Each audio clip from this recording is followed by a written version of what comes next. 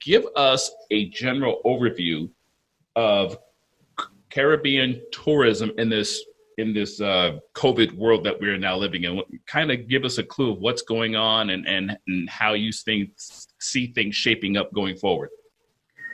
If you look at the hotel occupancy, for example, last time I checked with SDR, who's that company that monitors what's happening with the hotels and so on, and they do all of this data, it was down to about 5%. And a lot of these people would have been the frontline workers and people who were stuck in the Caribbean and were unable to return home. But a lot of them have been returning home of late. In recent days, for example, there were 2 large flights from Barbados repatriating people to the UK, and some of them went on to other parts of Europe. So they've been leaving. So in terms of activity, that sort of activity, we are at that stage that almost every other country in the world is. Many airlines around the world are currently operating. Actually, many airlines are 100% grounded, and the ones that are flying are operating at minimal capacity. So that suggests that we can expect many casualties as far as the airlines are concerned.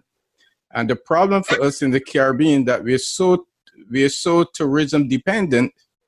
I actually read something where JetBlue actually took a $1 billion a loan or grant from the federal government. So if JetBlue goes, which happens to be the largest carrier within our region in the Caribbean, I can see that having a significant impact on the region. I mean, any loss of seats will have an impact on travel to the Caribbean. The more seats that you've got, available seats, the better. What we don't know is how airlines and businesses and companies and destinations are going to emerge out of this crisis. But at the same time, Johnson, I'll tell you, I've seen recent surveys that suggest that folks will be comfortable traveling again once there's a vaccine. And a vaccine is at least a year and a half away.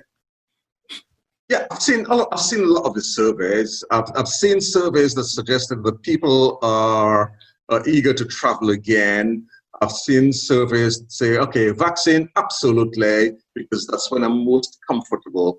But there would be a group of people now, from all of the information that's coming into me, who are just fed up of being locked inside. They want to get out. Yes. I actually agree with you. I see a couple of dynamics here that we've never faced before. I do see pent-up demand juxtaposed against a lot of people around the world not only having lost their jobs, a lot of those jobs are never coming back, period.